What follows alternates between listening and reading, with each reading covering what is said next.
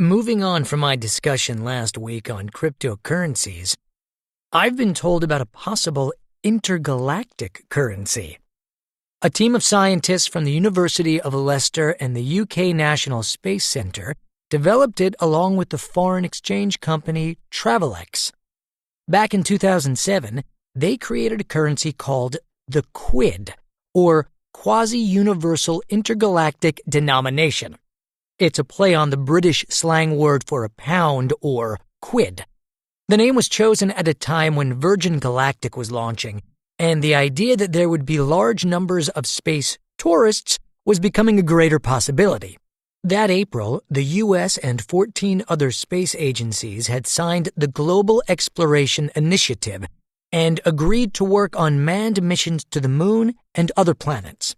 So it was felt that there was a need for a currency that could stand the unique pressures of space travel.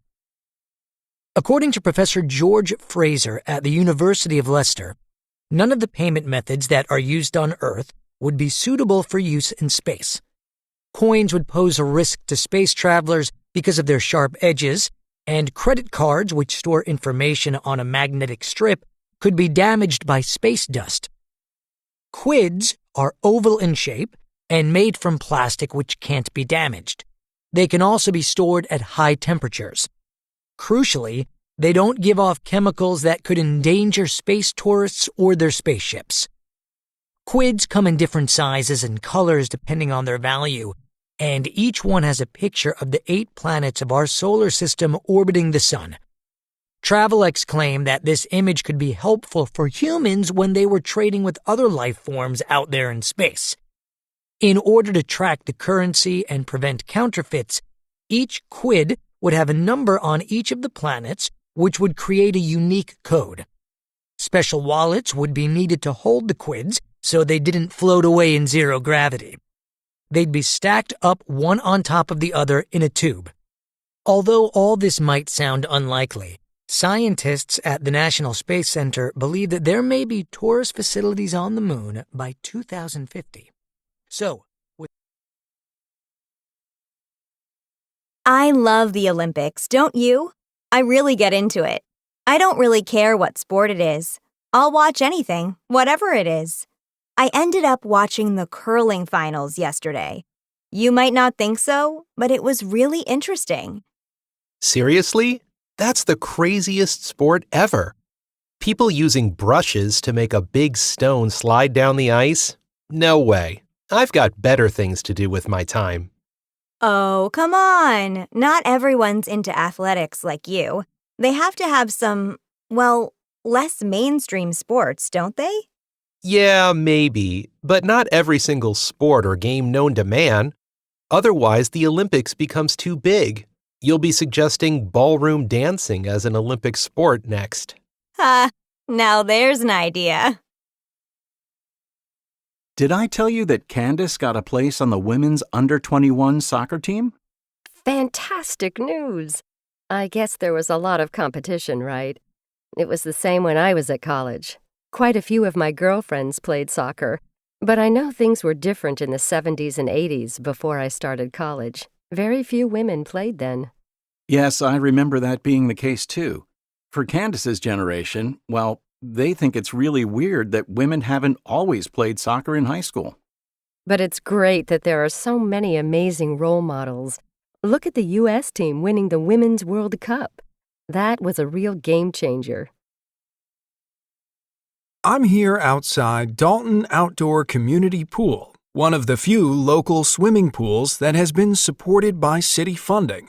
Residents learned today that the pool is threatened with closure after city council members decided to withdraw funding in an effort to cut back on public spending on sports facilities. Let's find out what some of the residents think about the decision and what effect it will have on them.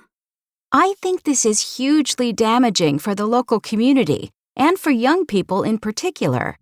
People have really heard the message that we should all try and do some physical activity to stay healthy, so it makes no sense that the pool, which is used by around 2,000 people of all ages per week, might possibly close down. If council members are looking for ways to cut back on public spending, then they might consider reducing the amount of money they spend on floodlights on the baseball field, which is used by only about half the number who use the pool. Well, that's an interesting point. Do you agree with that, sir, that the baseball field should be... Although my original idea was to major in economics at college, I was persuaded to study sports science because of my love of gymnastics. Basically, sports science is the study of how the body performs during exercise and what the connection is between exercising and being healthy. And so far, I'm glad I quit economics. Well, I'm only in my first semester, but I think the lecture classes are more interesting than I thought they'd be, and the quality of teaching is high. I also get a lot of research opportunities. I work with athletes, study them as they train, and monitor their fitness levels. A handful of people in my class are negative about the practical stuff, but I like it. After I graduate, I'm hoping to work as a gymnastics coach. I've already done some coaching with juniors, but this course will allow me to work at senior and advanced levels too. That was a good run, Cassie. Nice job. Not quite as good as last week, but not bad. 22.37 seconds. But I think we need to watch the replay of your starting position. You were pretty slow off the blocks there, but you picked up as you came off the bend. I want you to be the first off that block as soon as my whistle goes. I know. You've told me 1,000 times before.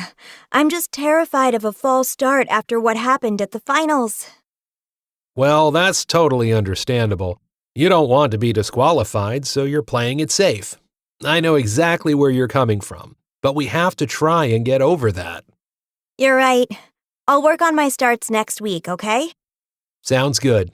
Get some rest, eat whatever's going to boost your energy levels over the weekend, and I'll see you here at 8 a.m. Monday morning.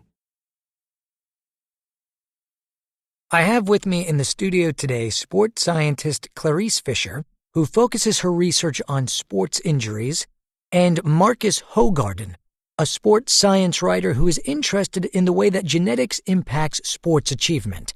Good morning to you both. Good morning. Good morning. So, my first question is how each of you became interested in looking at the connections between sports and science.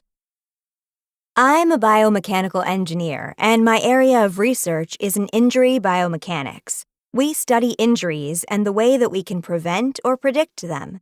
A big topic right now is traumatic brain injuries in sports, and so being able to understand head trauma in various sports is important. In my case, I was an international level distance runner in college. I majored in biology and went on to do a master's degree in exercise physiology. I moved into sports science writing because the more sporting events I saw, the more interested I got in the role genetics plays in sporting achievement. At college, I was training with other athletes. We were doing the same training, but I noticed over time that we weren't all achieving the same results physically. I wanted to find answers to my questions about how and why those differences happen. My next question is, what advances in science or technology do you think will change sports in the near future? I would have to say motion capture cameras. We no longer have to attach sensors to athletes to see the ways they're moving and help them improve their movements. We can just use a special camera to record them, and it tells you exactly how the athlete is moving in real time. There is also a lot of biometric information available to us that helps us monitor heart rate, breathing rate, that kind of thing. So I think that the instant feedback that we're getting with our new sensors will play a critical role. I think individualized training. We're finding genes that make some people better at certain training programs than others. Looking at an athlete's body can help you figure out what the best training plan is for an individual. Just as there's no one medicine that works for everyone, there's no one single perfect training plan that works for every athlete. That's an interesting point, Marcus, and I'd like to talk about training. Good morning, everyone. I hope you're all well. Thank you for joining me again. As I said at the end of the last podcast, Today, I'm going to be talking about a few of the interesting medical developments that I've come across in the media over the last 7 days. I'm also going to talk about the individuals who are responsible for moving these developments forward, or taking them from ideas to reality, if you like. The first is a new item from the USA and concerns a wristband called the Control Kit, or CTRL Kit for short, that has been developed by Thomas Reardon, a neuroscientist who led the development of Microsoft's Internet Explorer. I know, a talented guy, huh? So this band, which is about the size of a heavy watch, sits on the wearer's wrist and allows the wearer to control and move images on a computer screen by just thinking about it, nothing else. I saw a clip of this on YouTube, actually, where this guy is wearing the band and is able to control a dinosaur on a computer so that it jumps over obstacles. The device works by detecting the electrical signals in the brain that travel down the arm muscles to the hand and works almost as soon as the person thinks about making a particular movement. It's hoped that the technology could be used for patients who have lost limbs or who suffer from diseases of the brain, such as Parkinson's. I find that really incredible. It sounds like it has huge potential. The second new item, again from the USA, grabbed my attention initially because some statistics caught my eye. Apparently, access to medical scanning equipment is very limited globally, and around 4 billion people cannot access things like MRI scanning machines or ultrasound machines that are used during pregnancy. Jonathan Rothberg, who researches genetics, has developed a tiny chip that contains ultrasound technology. This is fitted to a handheld gadget called the Butterfly IQ, which is easy to take from one place to another and which costs around $2,000. Compared to the cost of a scanning machine in a hospital, that's incredibly cheap. The device is being distributed by the Bill and Melinda Gates Foundation to 53 countries that don't have scanning equipment, and the aim is that it will make the process of scanning more routine for billions of people. Advances in my particular job are happening all the time. In fact, sometimes it can be difficult to keep up with changing practices and procedures. I guess the area that interests me the most is the high-tech equipment that we have available now.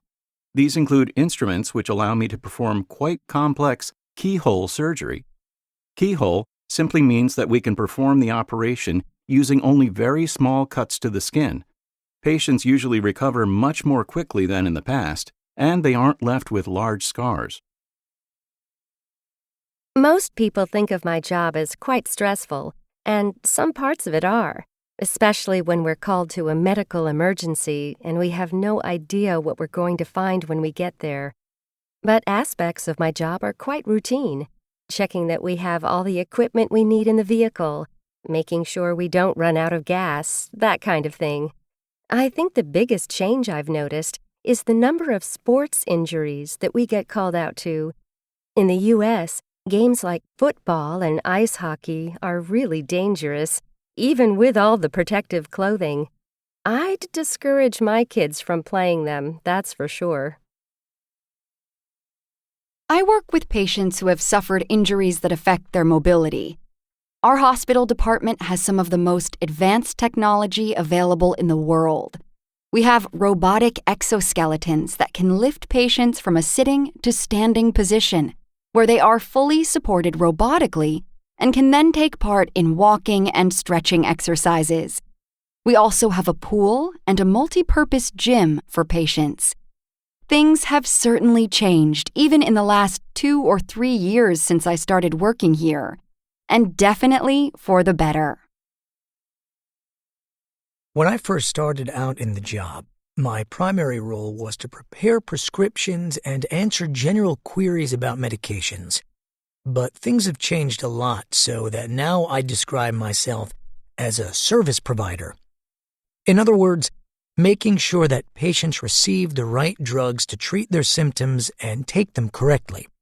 I'm also part of a working group that's currently producing information on the better use of antibiotics for doctors and nursing staff. It's one area that I feel passionate about. If too many antibiotics are prescribed for conditions that aren't viruses, then this has consequences for a population's health. I started out working in a children's ward when I first qualified, but over the years I've retrained and completed various medical specialization programs. I now work in the cardiology department, caring for patients with heart problems. The demands of the job are great because we don't just provide medical care. We also have to deal with patients' other needs, and those could be nutritional, emotional, or psychological. It's a big ask, but I've been doing the job for a long time, and my experience is my most important resource. With me in the studio to explain more about microhousing, I have the architect Tessa Kyriakos from the AA Plus architect firm based in Boston. Welcome, Tessa. Thank you, Amy. Thanks for having me. So, Tessa, with more and more of us living in already crowded cities, what can you tell me about microhousing and why it's important? Well, the reality for a lot of city dwellers in our modern cities is that they're often forced to live in small or shared apartments. Because housing prices continue to go up and more professionals move into cities, the demand for more affordable housing is inevitable. Microhousing has been one solution to that demand. Microhousing projects create tiny living spaces specifically designed for singles, couples, and small families. The clever use of space means that they can also sometimes fit into existing housing to make them more suitable for multiple occupancy rather than just for singles. Without sounding cynical, aren't microhomes really small? Like living in a hotel room? Does anyone really want to live in such a small space? I think that's a good question to ask. It was my first question too when I started working on my first microhome project. I think that when they're built right, tiny dwellings can easily accommodate the needs of the residents. In fact, many of these living spaces are not only sustainable, but are actually pleasant. They have all the features you'd see in a much larger home: a kitchen space, a nice bathroom, high ceilings, and big windows to let in natural light. And you've been working on one such project here in the U.S., I believe. I have. We've been working on a project in New York providing pod apartments for single people. The pods are approximately 260 square feet of space each and are stacked on top of one another to create a kind of simple and cheap apartment block. They look amazing, and people are already moving in. And there are other cities where these micro buildings are already going up, aren't there? Yes, that's right. There are different projects for different housing needs. It's not always about dealing with lack of space. For example, in Hanoi, Vietnam, there's a project to build what are called blooming bamboo houses.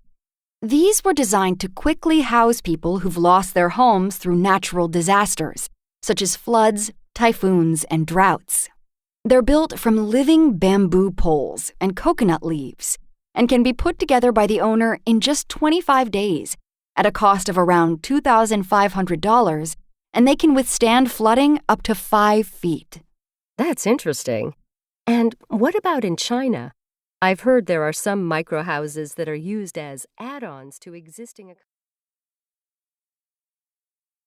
I think it's easy to assume that we're always moving forward, improving, and advancing into the future, but I don't think that's how things work.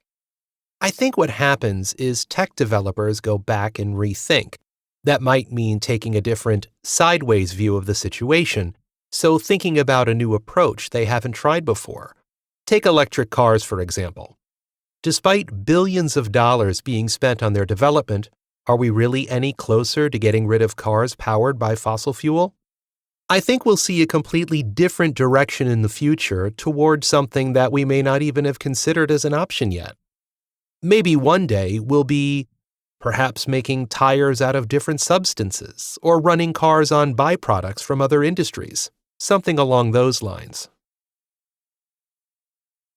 Thinking about the future always seems a bit vague to me. It's so hard to predict what will happen. Think about someone who was born around the end of the 19th century who lived into their 80s.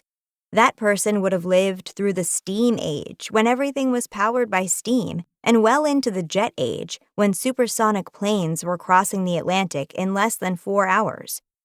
How could anybody have predicted just how rapid progress would be? It would have been intellectually impossible.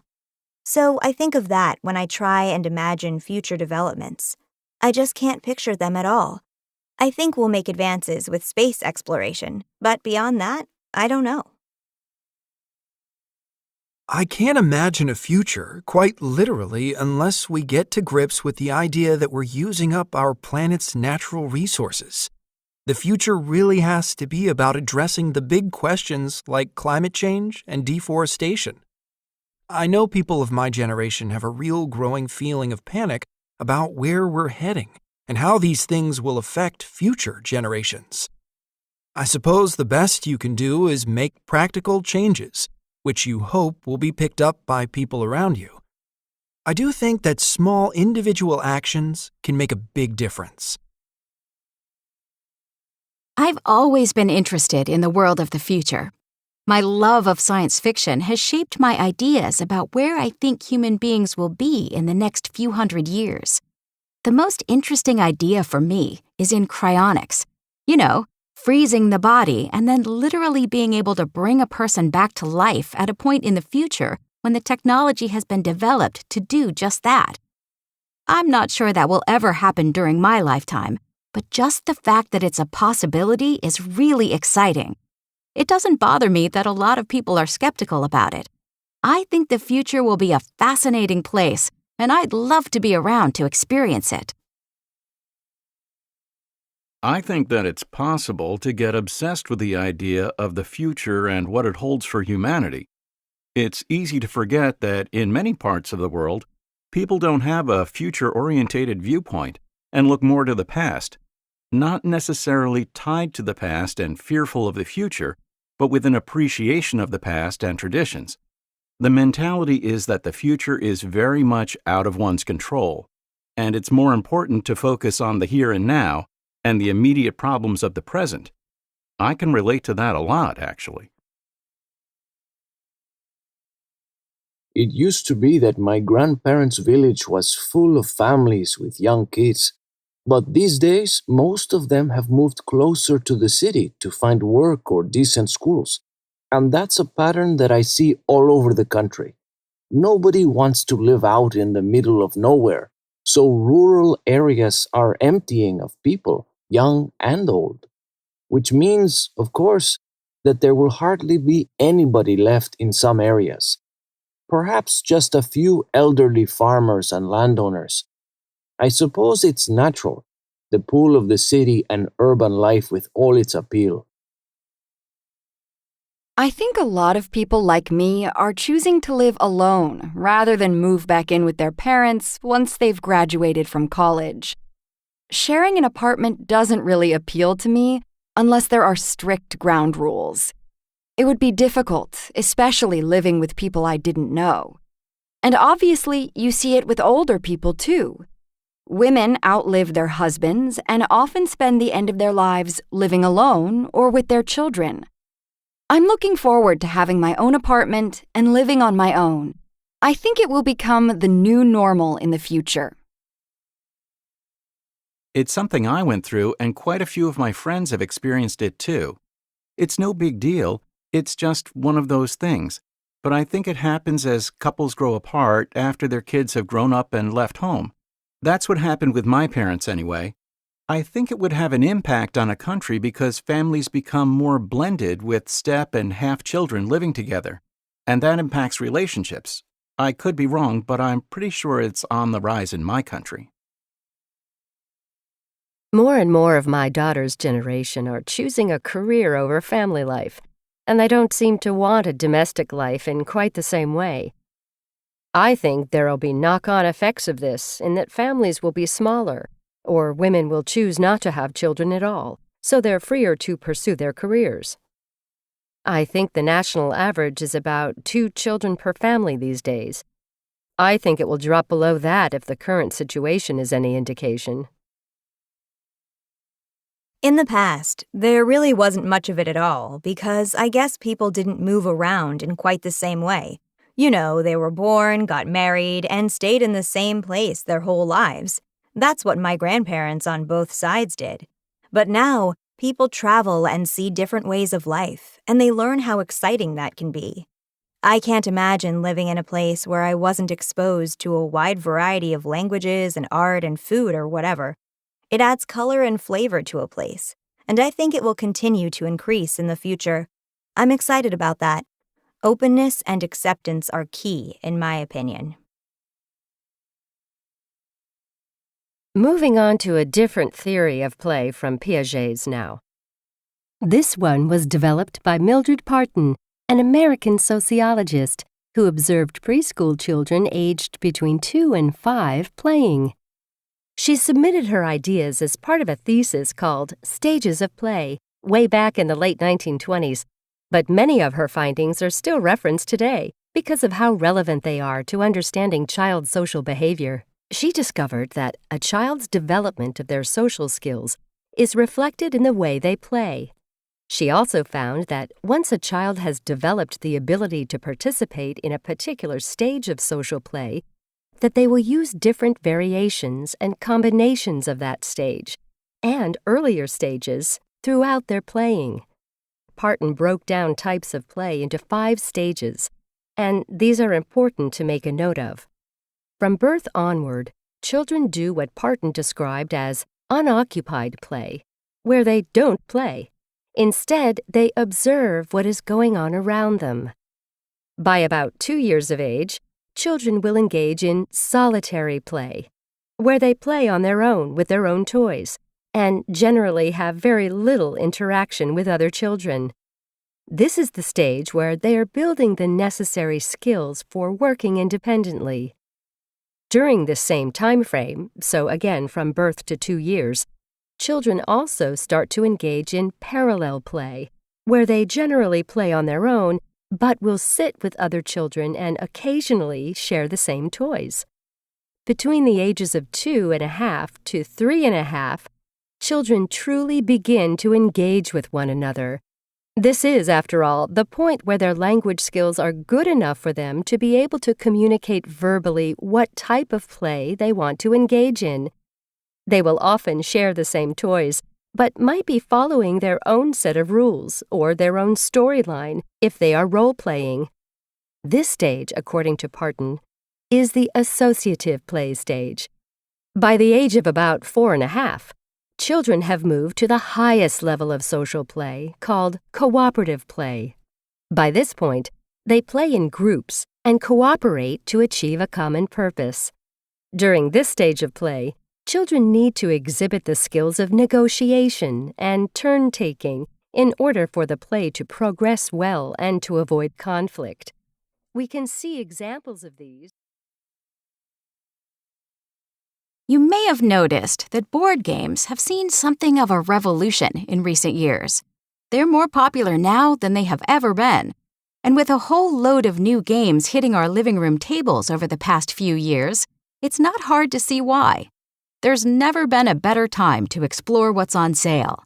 So if you want to change from playing the same old games with the family this Thanksgiving, then you might want to listen up for the next few minutes while I give you a roundup of some of the board games on the market. Whether you like games that involve building empires, investigating crimes, or just like having some silly laughs, there's a board game out there for everybody. First up, from the creators of an unusual card game on the market, Exploding Kittens, is a game called Go-Go Burrito, which is half card game and half dodgeball, except that instead of balls, you have soft toy burritos to throw. It's a simple idea, and the game is quick to play. Players sit, or preferably stand, around a table, and all draw cards at the same time. Most of the cards feature burrito characters, but whenever somebody gets 3 of the same card, they get to declare a showdown. They get to choose one opponent to do this with. In a showdown, the 2 players stand back to back and walk forward 3 steps, then turn around and throw the burrito at their opponent.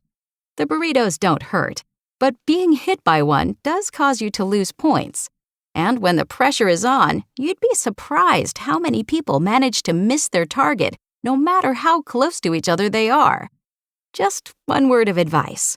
The game is best played in a spacious room that does not contain your parents' expensive glassware. The game is recommended for players between the ages of 7 and 25. The next game up for review is much less physical than Go-Go Burrito. This one is called Articulate, and it's a descriptive game for 4 to 8 players. Players have 60 seconds to describe as many words as they can from a card, but they can't use any of the words listed on the card. It sounds a lot easier than it is, especially when the timer is counting down the seconds. Players can choose which topic they want and score more points depending on which topic they choose. So, for example, describing words from the topic of nature scores you more points than the topic of people. This game is probably best played with older children. Moving on to a game that has only been available as a board game. After I finished college, I did some work experience training in a local publishing house. I met someone there who mentioned how he'd used a Facebook page to advertise his printing business, and I started to think about how I could do something similar, but something that wasn't necessarily so business-focused. I thought it would be a good way for people in the area to share information about events or community projects, things like bake sales or collections for different charities that they were involved in. So that's what I did. People become members of the group and can post stuff that's relevant. It's early days, and it's more work than I thought, but I'm really enjoying it. I'd read in the local newsletter that there was a shortage of staff and they were looking for people to help out. I'd worked as a chef for 20 years before I was laid off and was looking for something to fill my time. It seemed like the perfect opportunity, really. I go once or twice a week and do a full day from 7 a.m. when we serve breakfast to 6 p.m. when we serve dinner. I find it really rewarding. We cook around 300 meals in total, and people say how fantastic the service is. We also have a small cafe on site where we bake and sell snacks and sandwiches where people can come in and chat and get to know one another. It's a way of showing our support for people in the community who are struggling with different issues. It's nice to be able to give something back. It can be really difficult when you move to a new town or city to meet people and develop a social life. I was finding it hard as a newcomer to the area. Then one of my coworkers mentioned a community project that she got involved in, and it sounded like the perfect opportunity for me to get to know like-minded people. I organized a meeting to discuss my ideas, and around a dozen people turned up. We posted around 1,000 leaflets asking for people to give whatever kids' items they could, and then collected and sorted the donations before taking them to hospitals. The staff was really grateful, and I made some new friends. It's been great. Sometimes you just have to think, nobody else is going to sort this out. It's something that I'm just going to have to do. And that's what I did. I'd been living in the area for about 5 years and could see that the situation was just getting worse and worse. I'd raised the issue at local council meetings, but the story was always the same. It's private land and there's nothing we can do. That's when I had the idea of involving local high school students in the project since their school overlooks it. They were really into it. It took us one weekend to collect about 20 trash bags, but it looked so much better than it did, and everyone came away with a real sense of achievement. It was my mom's idea, actually. I think she did one of these back when she lived in Phoenix, and it was really popular. I think they must have raised about $3,000 or $4,000, which they ended up donating to a children's hospital. So I thought, why not? If my mom can make a success of one, then I'm pretty sure I can. I mean, it's something I love doing. I'm always making them for the kids and for birthdays and family celebrations. In the end, it was a great success. Lots of people came along and supported us, even some people who were new to the area. We sold out of everything. It was so much fun. We're already planning next year's event.